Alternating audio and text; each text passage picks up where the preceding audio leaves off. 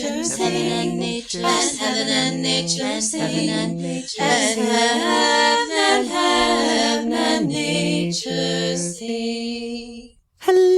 and welcome to day 6 of the Craftlit Christmas Extravaganza. These are our 12 days before Christmas. And if you are just catching up with us, you should know there are 5 days of audio that are waiting for you at craftlit.com and also over at our annotated audiobook podcast YouTube channel for Craftlit. Today, again, I have some funny stuff for you and also some heartwarming stuff. We will bookend our listens today with 2 very short bits from Saki. You may know him as H. Munro. He is the writer from the turn of the previous century who did such great short stories like The Open Window, stuff that kids read all the time in school because they have great twists at the end, usually. And he did a series of short stories about a guy named Reginald, who's kind of a jerk. And so we start today with Reginald on Christmas presents, and we will finish with a piece called Reginald's Christmas Revel. In between those two, we will listen to a piece called Grandmother's Christmas Story, which was written by an author named Elizabeth M. Laws Hibbard, and her pseudonym was Faith Wynne, W-Y-N-N-E. Her piece is read to us by Ruth Golding, which is always a good thing. And there isn't a ton of information that we have on Miss Hibbard/Wynne. We know that she was born in Indiana. She was born in 1836. She had moved there, or her family had moved there from Philadelphia. And it looks like Elizabeth began publishing after her father and brother died suddenly within 2 weeks of each other. It was bad. It's only after that time that she publishes, and it doesn't look like the family needed the money. So it is possible that she was just either prevented from or felt like she shouldn't publish while her father was alive. It's kind of hard to know, again, because not a lot was left behind about her. But she wrote quite a lot. The children's books that she wrote received really good reviews. She was very successful, yet nobody hears about her anymore. So there it is, Elizabeth Hibbard/Faith Wynne. And those are our authors for today, Saki and Wynne. All right, here we go. Reginald on Christmas Presents by Saki. I wish it to be distinctly understood, said Reginald, that I don't want a George, Prince of Wales prayer book as a Christmas present. The fact cannot be too widely known. There ought, he continued, to be technical education classes on the science of present-giving. No one seems to have the faintest notion of what anyone else wants, and the prevalent ideas on the subject are not creditable to a civilized community.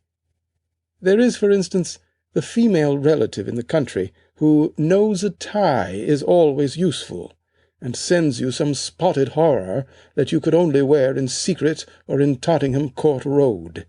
It might have been useful had she kept it to tie up currant bushes with, when it would have served the double purpose of supporting the branches and frightening away the birds. For it is an admitted fact that the ordinary tomtit of commerce has a sounder aesthetic taste than the average female relative in the country. Then there are aunts. They are always a difficult class to deal with in the matter of presents. The trouble is that one never catches them really young enough. By the time one has educated them to an appreciation of the fact that one does not wear red woolen mittens in the West End, they die, or quarrel with the family, or do something equally inconsiderate. That is why the supply of trained aunts is always so precarious. There is my Aunt Agatha, for example, who sent me a pair of gloves last Christmas, and even got so far as to choose a kind that was being worn and had the correct number of buttons. But they were 9s. I sent them to a boy whom I hated intimately. He didn't wear them, of course, but he could have. That was where the bitterness of death came in. It was nearly as consoling as sending white flowers to his funeral. Of course, I wrote and told my aunt that they were the one thing that had been wanting to make existence blossom like a rose. I'm afraid she thought me frivolous. She comes from the north, where they live in the fear of heaven and the Earl of Durham. Reginald affects an exhaustive knowledge of things political, which furnishes an excellent excuse for not discussing them. Aunts with a dash of foreign extraction in them are the most satisfactory in the way of understanding these things, but if you can't choose your aunt, it is wisest in the long run to choose the present and send her the bill. Even friends of one's own set, who might be expected to know better, have curious delusions on the subject. I am not collecting copies of the cheaper editions of Omar Khayyam. I gave the last 4 that I received to the lift boy, and I like to think of him reading them, with Fitzgerald's notes, to his aged mother. Lift boys always have aged mothers. Shows such nice feelings on their part, I think. Personally, I can't see where the difficulty in choosing suitable presents lies. No boy who had brought himself up properly could fail to appreciate one of those decorative bottles of liqueurs that are so reverently staged in Morrel's window, and it wouldn't in the least matter if one did get duplicates. And there would always be the supreme moment of dreadful uncertainty whether it was crème de menthe or chartreuse, like the expectant thrill on seeing your partner's hand turned up at bridge. People may say what they like about the decay of Christianity. The religious system that produced green chartreuse can never really die. And then, of course, there are liqueur glasses, and crystallized fruits, and tapestry curtains, and heaps of other necessaries of life that make really sensible presents, not to speak of luxuries, such as having one's bills paid, or getting something quite sweet in the way of jewelry. Unlike the alleged good woman of the Bible, I am not above rubies. When found, by the way, she must have been rather a problem at Christmas time. Nothing short of a blank cheque would have fitted the situation. Perhaps it's as well that she's died out. The great charm about me, concluded Reginald, is that I am so easily pleased. But I draw the line at a Prince of Wales prayer book. Fireside Christmas Short Stories. Grandmother's Christmas Story by Faith Wynne. Henrietta and Roland and Frank were spending the holidays at Grandmother's, and among the many gifts for the children there was a book full of pictures for Henrietta, and her brown head was bent over it very earnestly for at least 10 minutes, and she exclaimed, "Bringing in the Yule log. What does that mean, Grandmother?" And Grandmother replied, "It was an ancient English custom to have a log cut from the largest tree in the park on the last day of the Christmas holidays, and on the following Christmas Eve it was dragged in and placed upon the immense dogs on either side of the wide hearth. Those who dragged it in sang the while a carol, commencing, 'Come bring with a noise, my merry, merry boys, the Christmas log to the firing.' It was then kindled with a brand from last year's Christmas fire that had been kept for the purpose, and with the light of this huge Yule log, the great hall or dining apartment would be in a rich, warm glow." "How perfectly lovely!" cried the impulsive Roland, springing upon Grandmother's lap and giving her a quick little hug, while Henrietta and Frank drew near with eager faces. "Please tell us more. Can't you tell us a story?" said Henrietta, "either about Christmas or New Year's?" "And let it begin when I was a little girl," said Roland. "That's just like Roland," said Frank. "He would always rather a story should commence when I was a little girl, or boy, than once upon a time." "Well, suppose I commence once upon a time when I was a little girl," said Grandmother, smiling at the 3 satisfied nods. "Once upon a time when I was a little girl, I spent the holidays with my parents in England, visiting some dear friends. The little daughter Elsie was about my own age, and she had 2 little cousins visiting her, one from Germany named Gretchen, and one from France named Adele. On Christmas Eve we fell into quite a dispute. Elsie and I were quite sure Santa Claus with his sleigh and reindeer would soon be prancing over the roof, whose peaks I feared would prevent his reaching the chimney in safety, when Gretchen said, St. Nicholas was the one who brought gifts, and he rode upon a white horse, carrying a basket on one arm filled with toys for the good children, and holding in his hand a bundle of switches for the naughty, disobedient ones. Our presents, said Adele, are generally brought on New Year's Eve instead of Christmas by a young maiden dressed in white, with long white hair flowing over her shoulders and a gold crown upon her head set round with burning tapers. In one hand she holds a silver bell, and in the other a basket of sweetmeats. We decided finally that we must not quarrel for fear the bundle of switches might be left for us, and so Elsie, Adele, and I hung up our stockings, and Gretchen knelt before the wide fireplace and held out her little apron, begging St. Nick to let fall a pretty gift. And then she polished her little shoes and filled them with oats for St. Nick's white horse, and set them in the fireplace. While we were thus engaged, we heard the blowing of a horn. "Hark!" said Elsie, "there are the mummers." She ran to the window, and we followed, wondering and a little frightened, but we only saw in the moonlight 6 human figures, dressed grotesquely, who, Elsie told us, went from house to house on Christmas Eve, and wherever admitted, giving a rude kind of dramatic performance. Elsie's father invited them in, and gave the best that his hospitable board afforded, as was the custom of the times. "Were the oats all gone from Gretchen's shoes?" interrupted Roland, whose mind had been dwelling more upon this part of the story than upon the mummers. "Yes. When the Christmas bells rang out their silvery chimes on Christmas morning, we jumped up and ran downstairs to find the little shoes filled with toys and sweetmeats, and our stockings were so full as to have lost the shape of stockings. After breakfast we were invited into a room wreathed in evergreen, smelling sweet and fresh and wholesome, where a beautiful Christmas tree met our astonished eyes. It had all been arranged so quietly that we knew nothing of it.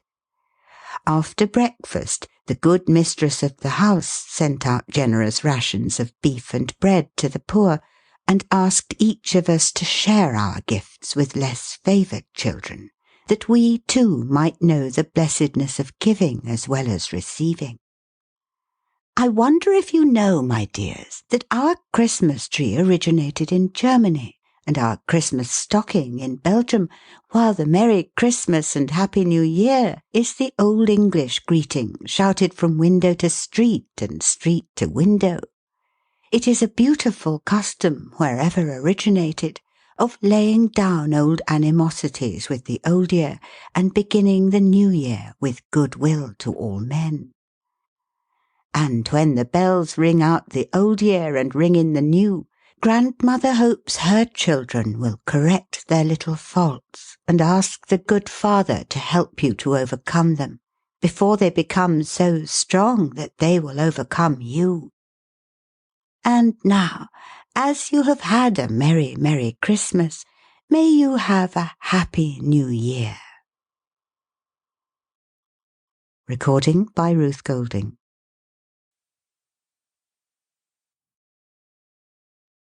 Reginald's Christmas Revel by Saki. "They say," said Reginald, "that there's nothing sadder than victory except defeat.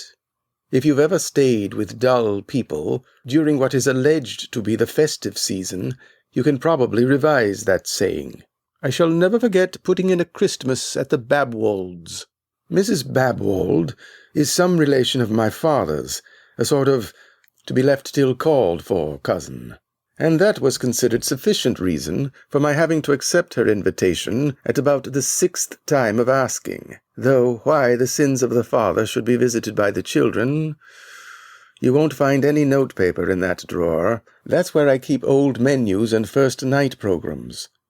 Mrs. Babwold wears a rather solemn personality, and has never been known to smile, even when saying disagreeable things to her friends or making out the stores list. She takes her pleasures sadly. A state elephant at Durbar gives one a very similar impression. Her husband gardens in all weathers.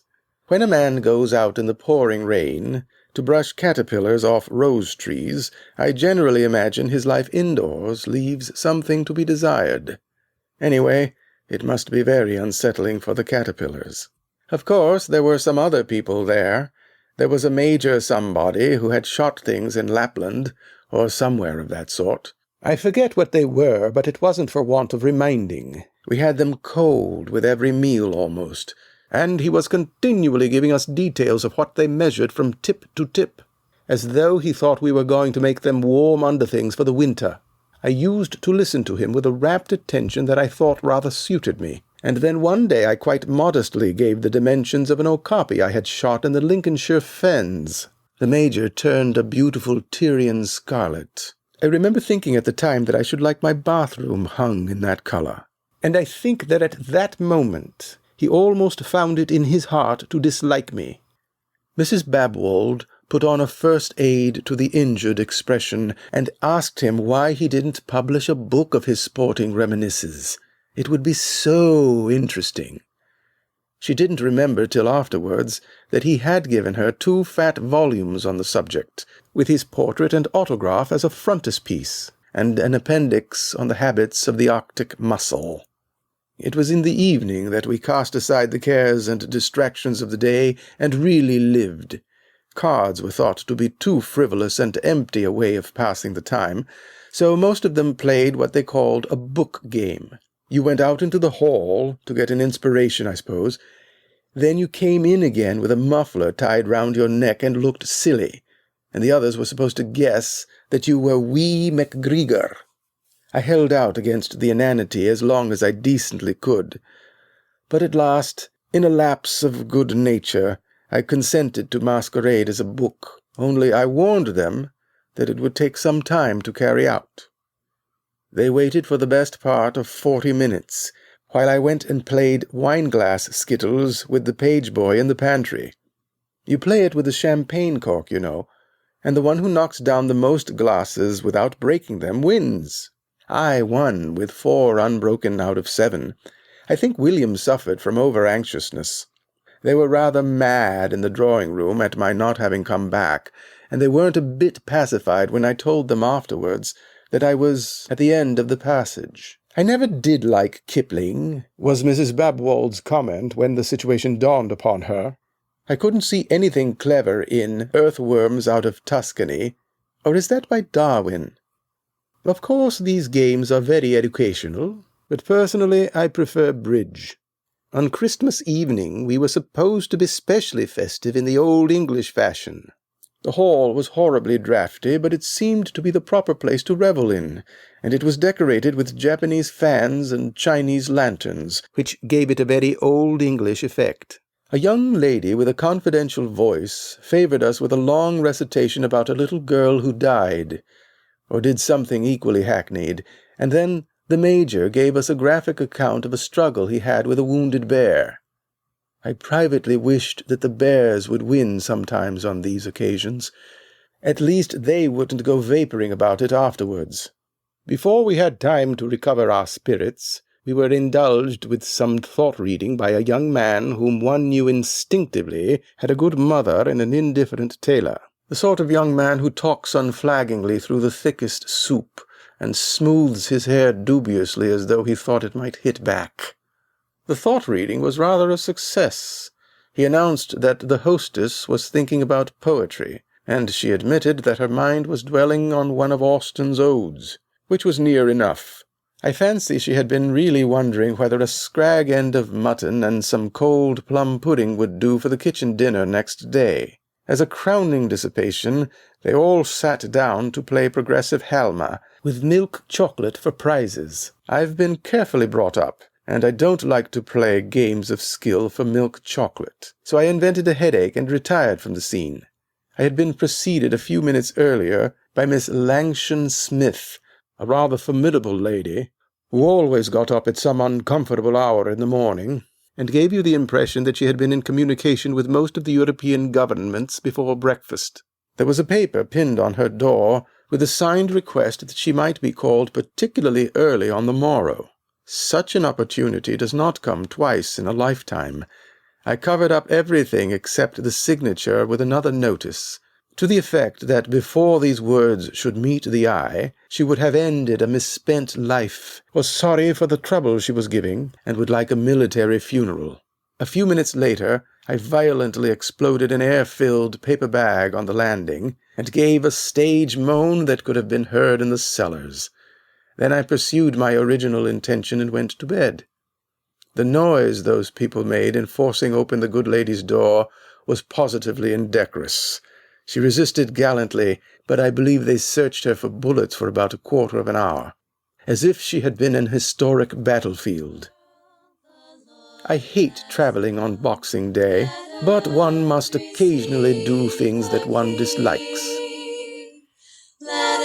End of Reginald's Christmas Revel by Saki. Recording by Bob Gonzalez. Heaven and nature sing, heaven and nature sing.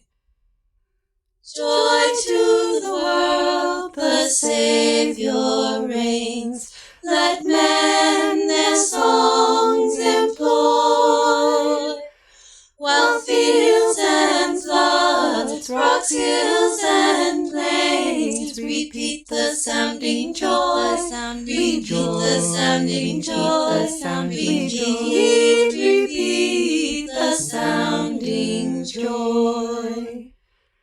He rules the world with truth and grace, and makes the nations prove the glories of his righteousness, and wonders of his love, and wonders of his love, and wonders of his love.